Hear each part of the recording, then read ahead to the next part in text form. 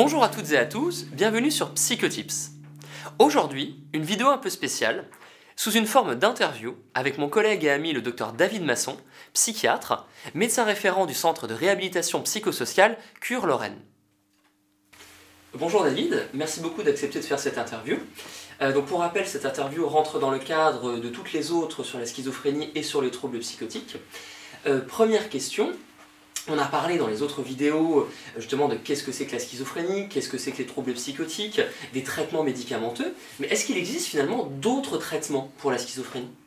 Bonjour Ludovic, merci pour l'invitation.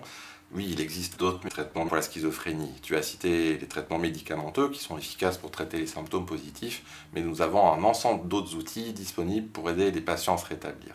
On a par exemple des outils de psychoéducation, c'est-à-dire de pouvoir amener aux patients des compétences d'auto-soin pour mieux gérer la maladie et ses symptômes et de trouver l'aide et les ressources dont il a besoin. Il y a aussi les outils par exemple de remédiation cognitive dont l'intérêt est de pouvoir explorer les troubles cognitifs qui sont quand même présents dans la schizophrénie dans 75% des patients et de pouvoir amener à améliorer les compétences cognitives pour aider les patients dans leur quotidien. Par exemple, de pouvoir reprendre la lecture, ou de pouvoir retourner au cinéma, ou simplement de pouvoir converser avec quelqu'un d'autre, qui est une compétence extrêmement utile et importante dans la vie de tous les jours. On a aussi les activités physiques, qui, on le sait, ont un impact important à la fois sur le bien-être, sur le moral et sur les symptômes dits négatifs. On a aussi des techniques ou des outils de retour à l'emploi ou de psychoéducation des familles qui ont montré un impact extrêmement important sur le risque de rechute. On sait par exemple qu'une famille qui suit la psychoéducation des familles dans la schizophrénie, c'est diviser le taux de rechute par 2, ce qui est extrêmement important et extrêmement utile.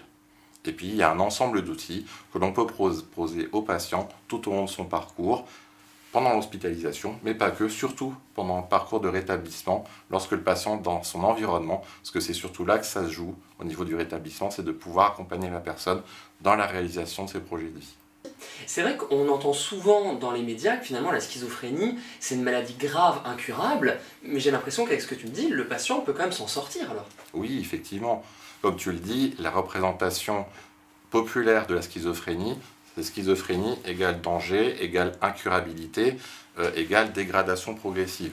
On sait par des témoignages de patients, mais aussi un certain nombre d'études prospectives suite à la Seconde Guerre mondiale, que finalement, il y a beaucoup de patients qui se rétablissent et qui puissent se rétablir d'une maladie aussi grave que la schizophrénie, grave dans le sens qu'elle a besoin de soins importants.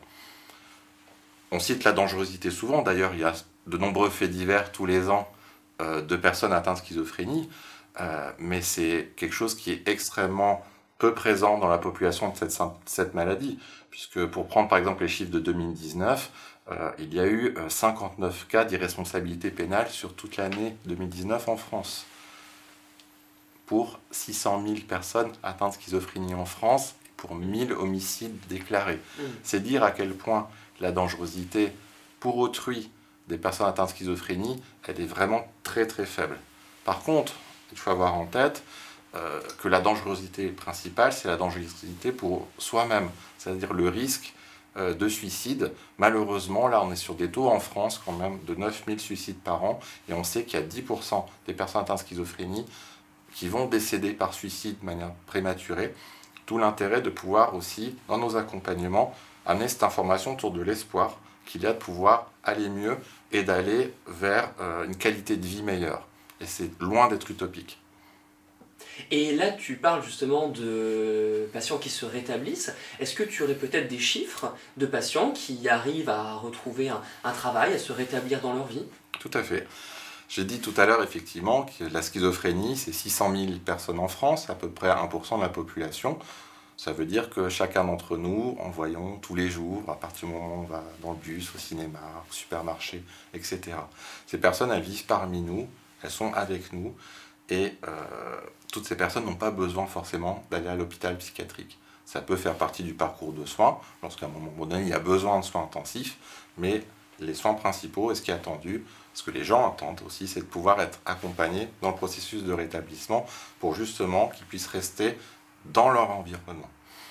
En termes de chiffres, c'est important de le dire, je l'ai dit déjà, ce n'est pas du tout utopique, parce qu'on sait qu'il y a plus de 50% des personnes atteintes de schizophrénie qui peuvent se rétablir, c'est-à-dire d'avoir une qualité de vie satisfaisante. Attention, qualité de vie satisfaisante ne veut pas dire rémission symptomatique.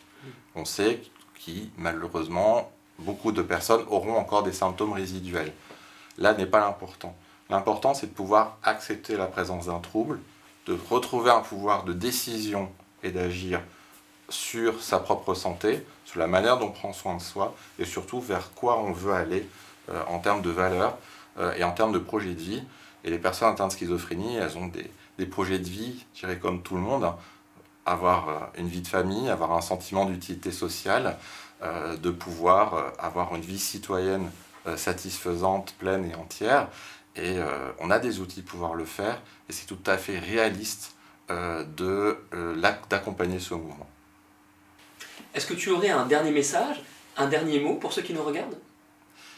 Je crois que l'important, toujours avoir en tête, lorsqu'on accompagne quelqu'un qui atteint un trouble psychique grave, comme la schizophrénie, ou pour le trouble bipolaire aussi, c'est de, quoi qu'il arrive, garder l'espoir. L'espoir du rétablissement, l'espoir que ça puisse aller mieux pour la personne, et c'est cet espoir-là qui permet de favoriser ce processus. Eh bien, merci beaucoup pour ces informations claires et ce message porteur d'espoir. L'espoir est effectivement un élément extrêmement important en psychiatrie qu'il faut absolument porter. Voilà, j'espère que cette vidéo vous a plu. Si vous souhaitez en savoir plus, vous pouvez lire le livre du Dr David Masson et du professeur Nicolas Franck, Des soins porteurs d'espoir en psychiatrie. Je vous souhaite bon courage dans vos révisions et à très bientôt sur Psychotips.